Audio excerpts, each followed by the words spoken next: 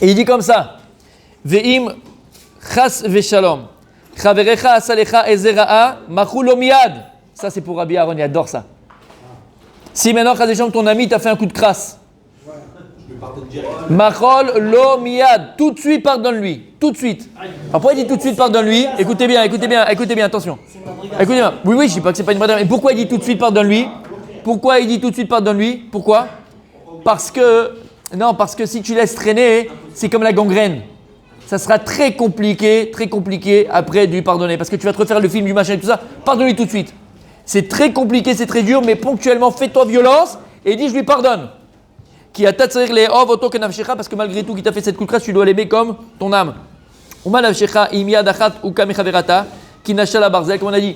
Parce qu'on est un seul corps. Donc si maintenant une de tes mains va frapper l'autre main, tu vas pas aller frapper la main qui a frappé ta main, puisque vous êtes un même corps. Et ben c'est pareil en réalité. Comprends que si l'autre il t'a fait du mal, c'est un même corps. Tu vas pas aller frapper ton genou qui a frappé l'autre genou. Ça serait débile et complètement idiot.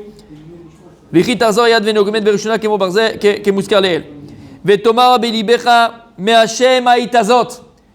te dire que ce qui m'arrive de toute façon c'est Me'et Hashem. Rien ne peut m'arriver si c'est pas permis et décrété par Akadosh Baruch Hu. Si Hashem ne permet pas la chose ne peut pas m'arriver. Qui kol ma shira le Adam, qui kol ma. Oui, mais c'est ça qu'il faut arriver. Parce que si maintenant on fait des cours qui restent exactement au niveau, comment on appelle ça? Les sauts à la perche. Les sauts à la perche. Les types qui font le championnat du monde, championnat d'Europe et championnat olympique. Ok? Quand ils s'entraînent, maintenant lui, ça fait 20 ans qu'il arrive à passer les 5,60 m. Quand il s'entraîne, il met la barreau à 5,60 m. Mais non, ce serait idiot. Il ne va jamais progresser. Il la met à 5,70. Après, il la met à 5,80. C'est exactement pareil. C'est exactement pareil. On ne va pas prendre des choses qu'on connaît où on est dedans. Je ne vais pas te faire un chiour sur pas manger de cochon. Non, mais sérieux. Ça ne sert à rien. Comment? Mickaël, tu me fais peur. Vous avez compris le message là? Hier, le chiour était exceptionnel sur Sûr. l'histoire de notre ami Rien compris. Ah, exceptionnel. On a fait un cours de catéchisme hier. Ah, j'ai vu qu'il y avait des gens qui étaient un petit peu... Non, je rigole. On a fait un cours de catéchisme hier. Non, je rigole, on a parlé de l'acrobate. En tout cas, hein, ici, pourquoi je dis ça? C'est quoi le message? C'est que lorsque maintenant... C'est que... Quoi? Je parle très vite des fois, j'ai du mal. C'est vrai? Je parle vite? C'est le Esha Torah, je sais. Non, mais je sais que je passe très vite.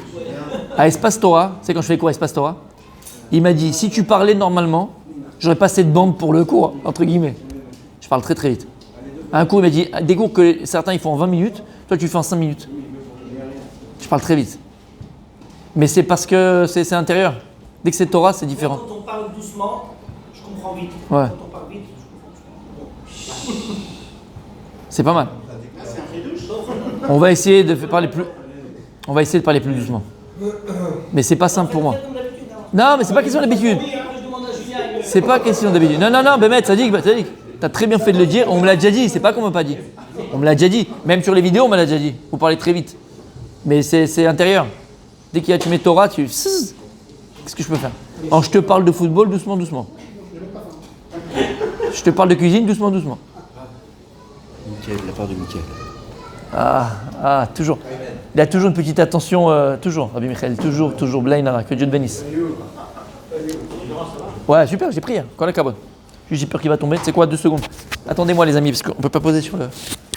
Je reviens. Répétez ce que j'ai dit, je parlais très vite. Oui, allez, on parle plus doucement, t'as raison. Vous avez compris le message que je voulais faire passer là? Quand on fait un chiour, il ne faut pas faire un chiour à notre niveau, il faut faire toujours un chiour qui est un petit peu au-dessus de nous, pour qu'on puisse arriver à progresser. Comme le type qui fait le saut à la perche, s'il va toujours mettre la barre à 5,60 alors que ça fait des années qu'il arrive à passer les 5,60, il ne progressera jamais. Quand on veut progresser, il dira Dessler, il faut toujours mettre la barre un niveau, attention, un niveau au-dessus de ce qu'on était. Comme la Chanoukia, on a vu 1, 2, 3, 4, toujours on avance. Ok, on est là. Et tu vas te dire que cette chose-là, si elle t'arrive, c'est parce qu'Akadosh Baruch Hu il a décidé, c'est décrété par Hashem. Qui kol mashira la adam ou shlichut me Akadosh Baruch Hu les ornesh. Parce que sache que tout ce qui arrive à un homme dans sa vie, c'est une shlichut, c'est un message de Dieu à cause d'un comportement et un écartement que tu as pu avoir dans ta vie. Comme il n'y a pas longtemps, on avait parlé de cette chose-là, quelqu'un avait ramené l'histoire du bâton. Ouais, quand maintenant un chien se fait taper avec un bâton, qu'est-ce qu'il fait le chien? Il mord le bâton. Mais tu comprends pas qu'il y a quelqu'un qui tient le bâton? Ben c'est pareil. Le bâton, c'est pas lui la cause, c'est celui qui frappe. Et celui qui frappe, c'est qui? C'est Akadosh Baruch Hu. C'est lui qui tient le bâton. Donc comprendre que même si cette chose-là est arrivée, toi sois capable de te remettre en question. Et c'est ça le véritable moussa, la véritable leçon de vie qu'on doit avoir. Si on arrive quelque chose, il faut être capable de se remettre en question. Et écoutez bien les amis, Bémet, écoutez bien, parce que c'est très profond ce qu'il dit ici. Rabbi Dan est avec moi? J'étais bon là? Écoute bien. Pourquoi il dit ici que si quelqu'un il te fait du mal, pardonne-lui tout de suite, mis à part le fait que Vavtacha Kamocha, comme il a dit, tu vas pas, si c'est ta main droite qui frappe la main gauche, tu vas pas en vouloir à la main droite, parce que c'est un même corps, c'est idiot. Mais pourquoi il dit pardonne-lui tout de suite? Parce qu'il faut savoir que tout ce qui t'arrive, c'est Me'et Hashem. D'accord? Parce qu'on a tendance, nous, tout de suite, quand quelqu'un nous fait quelque chose de mal, à quoi? À l'en vouloir, à dire que c'est de sa faute, voilà ce qui m'a fait rouler. Et en vérité, il a dit le secret. Parce que rien ne peut nous arriver si on n'est pas responsable, entre guillemets, de ce qui nous arrive. À part des choses. Attends, j'ai pas fini. D'accord? Normalement, l'homme, il est responsable. Quand je dis normalement, je vais expliquer ça veut dire quoi normalement. Il est responsable de ce qui lui arrive. Mis à part les choses qu'on ne comprend pas, mais qui sont quand même justes et qui rentrent dans ce cadre-là, il y a des choses qui nous arrivent qui font partie de Gilgulim, qui font partie de notre vie antérieure, qu'on doit réparer, qu'on n'a pas réparé, et sur ça, on n'a pas de. Ouais, sur des choses exactement. Je ne dirais pas. Bon, bref, non, je ne veux pas parce que c'est. Non, je vais donner un exemple, mais je ne sais pas. Je vais donner un exemple, mais je ne vais pas le donner parce que je ne sais pas si la personne écoute, et vraiment. Mais c'est cette personne qui l'a raconté, je ne sais pas si elle veut que je raconte cette chose-là, mais par rapport à quelque chose de très grave qui lui était arrivé, cette personne elle était vraiment mal à la dépression, d'accord? À la dépression, c'est quelque chose de chez l'Oneda. Je ne veux pas dire le nom et tout ça parce que je sais qu'elle peut nous écouter. Et elle était partie voir, pas un petit rigolo, c'est un gadol de chez Gadol. Et le gadol avait dit, sans qu'il connaisse rien, il a dit comment pourquoi ça m'arrive à cette chose-là. Et ce gadol lui avait donné donc le nom, le machin, le bidule, le truc et tout ça. Voilà pourquoi c'est qui machin, tout ça. Elle restait bête. Mais on ne sait pas ces choses-là, d'accord? On ne sait pas ces choses-là. Donc ça nous de choses qui sont arrivées, voilà. D'accord? Je ne veux pas rentrer dans les détails. D'accord? Voilà, je ne veux pas rentrer dans les détails parce que j'ai peur que la personne, je ne sais pas s'il veut que je raconte. En tout cas, les amis, écoutez bien. Rabbi Michael, mis à part ces choses sur lesquelles on n'a pas de, entre guillemets, on n'a pas de savoir, de connaissance déroulée, d'accord? Il y a aussi un, c'est qui le, je me rappelle plus, toi tu connais Rabbi Diane, tu connais bien les histoires. Je sais plus c'est quel gadol, je sais pas si, n'est-ce pas le Ben Ishraï, c'est de Racha je crois, je sais pas. Il a perdu son fils à l'âge de 3 ans, dans le mikvé. C'est le Ben Ishraï, le Racha, les gens ils se rappellent, d'accord? C'est un gadol. Et il avait un mikvé chez lui et le gosse il a joué, il est mort noyé dans son mikvé. Et après, donc il en a fait une dépression. On parle de Gadolim, il en a fait une dépression, il est vraiment. Et comme Kadosh Baruch Hu sûrement il était marachem alab, parce qu'il a vu qu'il a perdu la boule, il est venu en rêve, Kadosh Baruch Hu lui a mené un rêve, et il lui a dit ce qui c'était cet enfant-là. Il lui a expliqué c'est qui, et ça l'a apaisé, ça l'a calmé entre eux, même si la peine elle était très très très grande, et ça l'a apaisé. Donc il y a des choses qu'on ne comprend pas et qu'on ne maîtrise pas, mais attention, parce qu'on ne comprend pas, qu'on ne maîtrise pas, qu'il n'y a pas un pourquoi, d'accord? Il n'y a pas un pourquoi. Il y a une, entre parenthèses, ça je ne le connaissais pas, jusqu'à que ça nous arrive aussi à nous, mais il y a une très, je ne sais pas si on peut l'exprimer, mais très belle lettre, qui se trouve à l'hôpital. On peut le retrouver, celui qui va là-bas, mais qui ne va pas, en tout cas pour les naissances, du Stapler. Le Stapler, c'était qui le Stapler? Le père du Rav Kanievski. Il a écrit une très jolie lettre, quoi, Moussari, pour les femmes qui perdent leur bébé. Et à Bnei Brak, à Mayana Yeshua, là-bas, c'est l'hôpital de Bnei Brak, il y a cette lettre-là qui est faite dans le bas. Il donne aux femmes qui ont des fausses couches ou des trucs comme ça, il donne cette lettre-là. Et c'est très beau. Vraiment une très belle lettre pour remonter ces femmes-là qui ont perdu, que c'est quelque chose de très dur. Et là-bas, je me rappelle, on l'a montré à nous, quand on était quelque part. Et c'est vrai que ça, malgré tout, alors la peine elle est là, la difficulté elle est là, ce que tu veux, mais ça console en quelque sorte parce que tu comprends, voilà, c'est Resson Hashem. Et là-bas, entre autres, il dit que Kadosh Baruch Hu ne fait pas ces choses. Il amène ces enfants-là, ces Neshamot, mais hautes gvoot, c'est des Neshamot qui sont très hautes, d'accord? Et qu'en fait, elles doivent venir dans ce monde-là, mais elles ont tellement une Neshama tellement grande, ces enfants-là, ils ont une Neshama tellement grande, Alors, ils doivent venir dans ce monde-là parce qu'il y a, vous savez qu'il y a un chiffre, il y a un nombre de Neshamot que Dieu, il a, entre guillemets, qui a été créé et qui doit venir dans ce monde-là. Comme il est écrit dans le Zohar, jusqu'à que toutes les Neshamot soient envoyées dans le monde, ma chérie ne peut pas venir. Il faut que toutes les Neshamot descendent Mikisa Kavod et elles arrivent dans ce monde-là. Et là-bas, il écrit qu'elles sont tellement hautes, ces Neshamot, qu'elles ne peuvent pas supporter le monde dans lequel on est nous. Elles sont trop hautes pour ce monde-là. Alors, elles doivent venir dans ce monde-là, donc elles viennent, mais elles ont fait leur tikkun, entre guillemets, comme si elles étaient venues, et après, ça y est, elles remontent là-haut. En vérité, pour savoir, et il dit, sache, il parle aux femmes, il dit, sache que tu as porté en ton sein des Neshamot, mais des grandes âmes, et tu as rapproché la Géoula grâce à ça. Et Akash Baruch Hu, il ne donne pas ces choses-là à n'importe qui. C'est pas n'importe qui peut porter Moshe Rabbeinu dans son ventre. Tu comprends? Donc, ok, ça c'est une chose. Maintenant, par rapport à ce qu'on disait, pourquoi le Shlach Kadosh il te dit ça? Parce que très souvent dans la vie, quand il nous arrive quelque chose, très souvent, l'erreur qu'on fait, parce qu'en vérité, quand il t'arrive quelque chose, ce soit au niveau, on va dire, Parnassa, que ce soit dans n'importe quoi, qu'il t'arrive quelque chose, tout de suite, tu vas commencer. Amen, Alvaï. Non. Lorsque quelqu'un il te fait quelque chose, je parle quand quelqu'un te fait quelque chose, hein, attention. Je ne parle pas, c'est quelque chose comme ça, voilà, ce qu'on disait, c'est quelque chose que t'es pas, c'est pas quelqu'un qui t'a fait quelque chose, ça bien tu. Non, quelqu'un il t'a fait quelque chose, un coup de crasse dans le boulot, verroulé, qu'est-ce que tu fais? Et après tu te plantes, verroulé, qu'est-ce qui se passe? Très très bon film. Qu'est-ce que t'as dit?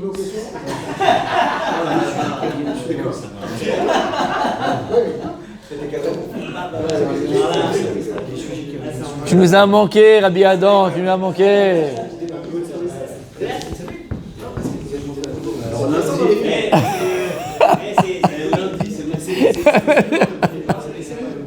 Je rigole, Sadiq. Vas-y, je rigole. C'est quelque chose qui me frappe, non? On dit pas les pages pêche, les pages pêche, le ça. Ça, c'est ce qu'on doit faire. Non, parce que tu dis, c'est notre réaction naturelle. Ouais, naturel. Voilà. Comment nous on réagit comme un immortel? Voilà, ça n'a pas réussi, t'as pas marché, machin, c'est de sa faute. C'est-à-dire qu'on a toujours tendance à argumenter en disant c'est jamais de notre faute, c'est toujours la faute de l'autre. Entre guillemets, hein, là on parle maintenant que quelqu'un a fait une croix dans le boulot, mais même encore une fois, voilà, on parle du couple. On va parler du couple, d'accord? Il y a une embrouille, d'accord? C'est toujours la faute de l'autre. Non mais c'est toujours la faute de l'autre, c'est toujours. La femme et l'homme, hein, je parle dans les deux cas, c'est toujours la faute de l'autre. Mais on dit toujours c'est la faute de l'autre. Mais à partir du moment, Rabbi, où tu dis c'est pas de ma faute, c'est de sa faute, parce qu'il m'a fait du mal, c'est de sa faute que j'ai raté, parce qu'il m'a fait un coup de crasse, parce qu'il m'a pris comment on appelle les sapakim. Comment on dit les sapakim en français? Il m'a volé mes fournisseurs, parce qu'elle a mal le truc, elle a machin, elle me fait pas ce que je veux faire, elle m'a pas fait la chemise, elle m'a pas. Le damas, quoi, tu vas comprendre? À la fin, tu te déresponsabilises. Tu comprends? Et il dit le Shlach Kadosh là, dans ces mots-là, il nous cache quelque chose d'extraordinaire. Le plus grand danger qui nous guette, les amis, pour pouvoir avancer, pour pouvoir créer, pour pouvoir construire dans notre vie, devenir, se réaliser, c'est quoi? Assumer. C'est toujours la faute des autres. Toujours la faute des autres. Et l'autre, c'est nous. Ça peut être nous aussi. Alors là, on monte de niveau là. L'autre, c'est toi. Et toi, c'est moi. Ça veut dire quoi ce que tu dis, Rabbi? L'autre, c'est nous. Ah, je peux. Il a fait, d'accord. Okay, dans ce sens. Mais c'est exactement ça. Mais nous, qu'est-ce qu'on fait de manière naturelle? On se déresponsabilise. Tu comprends? Là, le Shlach Kadosh, il te dit en vérité, comprends que tout ce qui t'arrive, en vérité, c'est Me'et Hashem. Tout vient d'Akadosh Baruch Hu. Et si cette chose, elle t'arrive, c'est que tu en es responsable. C'est une shlichut d'Hashem. Hachem, il t'envoie un message, il te fait des appels de phare, et il te dit, mon fils, regarde, t'es pas dans le bon chemin. Ce que tu fais, c'est pas bon. Ce que tu fais, c'est pas bien. Alors, il va utiliser Akadosh Baruch Hu, comme il dit le Chovot Alvavot.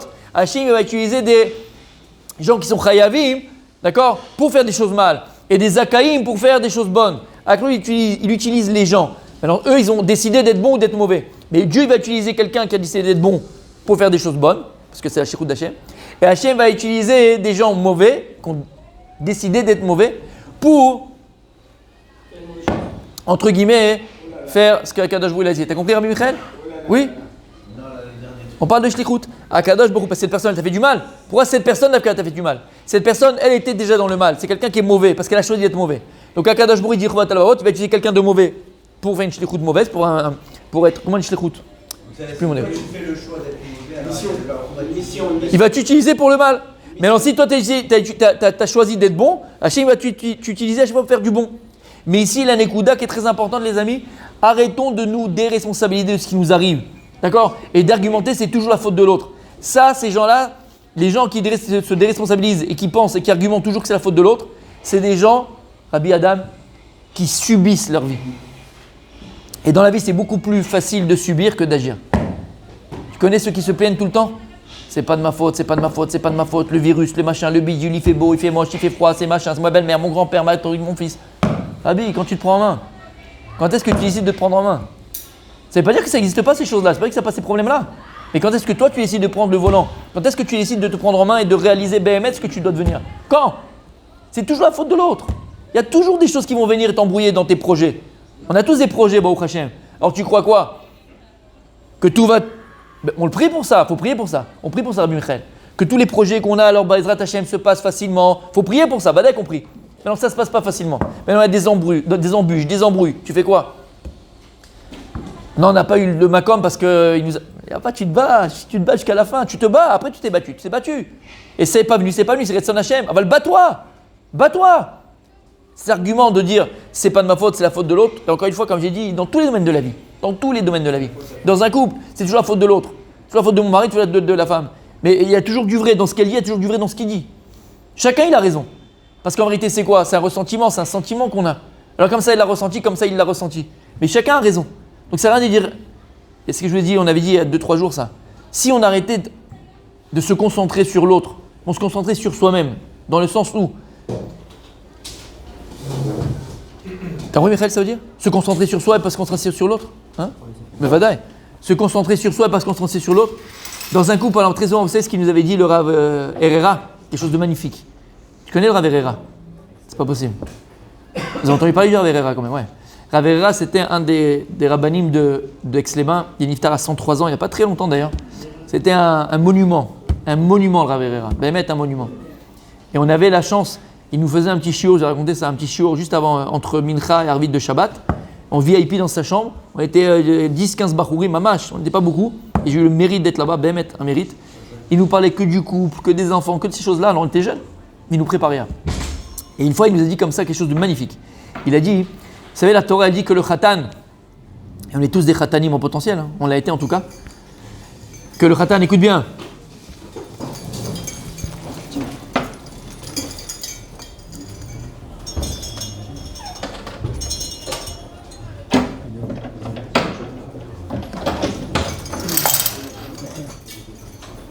on termine avec ça. On sait que le khatan, pendant un an, il va pas à la guerre, il est pas machin, il va pas dehors, il est avec sa femme pendant un an. Comment? Première année de mariage, ça dit. On parle d'un khatan. Voilà, c'est jamais la guerre, première année. Oh. Alors, écoute bien, Tzadik, ça approche très vite, tu sais même pas comment elle arrive, comment elle tombe sur la tête, cette pomme. Écoute bien. Bien sûr qu'il sourit au début, en tout cas. Et il dit pendant un an, tu dois être entièrement l'homme et la femme, ils sont avec les deux ensemble, mamash, un an ensemble. Maïnian, lama, pourquoi? Il nous a dit quelque chose d'extraordinaire. Il dit pourquoi la Torah elle te demande d'être un an, le khatan et la kala être un an l'un avec l'autre. Il va pas à la guerre, il va nulle part, pour une seule chose. Parce que tu dois maintenant apprendre pendant un an à vivre avec ses défauts. Tu as un an pour apprendre à vivre avec les défauts de l'autre. Il a dit les plus grandes erreurs. Pardon? Non, tu as un an à vivre avec ses défauts. Et il dit comme ça, la plus grande erreur qu'on fait dans un couple, c'est essayer de changer l'autre. Il dit c'est la plus grande erreur qu'on peut commettre. Tu ne pourras jamais changer l'autre, tu ne peux pas changer l'autre. Et on se concentre sur ce qu'on n'est pas. Le travail qu'on doit accomplir dans un couple, il nous a toujours dit. C'est quoi? Concentre-toi sur toi. Si chacun du couple pensait à lui et se travailler lui-même sans attendre à travailler l'autre ou à changer l'autre ou à transformer l'autre, il n'y aurait pas de problème de Shalom Bayit. Chacun il doit penser à lui. C'est-à-dire que toi tu es nerveux, tu sais que tu es nerveux, travaille. Elle sait qu'elle est coléreuse, pareil. Elle sait qu'elle crie, alors pareil. Lui, chacun il doit voir ses défauts à lui et arranger ses défauts à lui. Mais n'essaie pas d'arranger les défauts de l'autre, ça ne servira à rien. Si tu vois quand chez l'autre il y a un problème d'éducation sur une marchava, sur comment éduquer les enfants, dans qu'est-ce qu'ils vont aller. C'est pas une mida, ça c'est partie du couple. C'est pas une mida. Je parle d'une mida. C'est pas un défaut. C'est pas un défaut, Rabbi. Sur toi-même, tu vas pas te dire je vais essayer de. Non, tu sais qu'il y a un problème à ce niveau-là, il faut régler le problème. Mais c'est pas un défaut. C'est pas une mida, Rabbi. Ça c'est un truc de couple. Un problème d'éducation, bah là tu en parles. Mais tout on parle de toute façon, on peut tout parler. C'est pas une mida, je te parle lui. Maintenant il est coléreux, tu comprends? Ouais, je vais tout faire. Non. Maintenant, lui, il doit se travailler. Mais si toi, c'est Pélé ce qu'il dit. Si chacun du coup, pas que toi, elle se concentre sur ses défauts à elle, et que lui se concentre sur ses défauts à lui, et que chacun il a compris que de toute façon tu ne pourras jamais le changer, et que lui il a compris qu'elle ne pourra jamais la changer, et tu te concentres sur toi-même, et il y a un travail personnel qui est fait des deux côtés, mais à part, sans tout mélanger, et ben t'as le shalom bayit. Le problème très souvent, c'est qu'on veut changer l'autre. D'accord? Combien de remarques on fait à notre épouse ou elle nous fait à nous? Ok? T'es trop coléreuse, t'es comme ci, t'es comme ça, on dirait ta mère, on dirait ton truc. On est toujours sur l'autre. Est-ce qu'on. les choses pour bien connaître ses défauts. Oui, petit. Ah là là, ça y est là, ah là là, j'attendais. Qui va parler? Ne dites pas de nom. Ne dites pas de nom. Ne dites pas de nom, s'il vous plaît. Ne dites pas de nom, s'il vous plaît. Comment? Il faut bien lui dire les choses pour qu'elle connaisse ses erreurs. Mais qui Ça dépend sur quoi on parle. Comme il a dit Rabbi Julien. Ouais. Ouais. Il faut bien lui dire. Alors, T'es trop nerveuse, change, fais un travail sur toi. il a fait.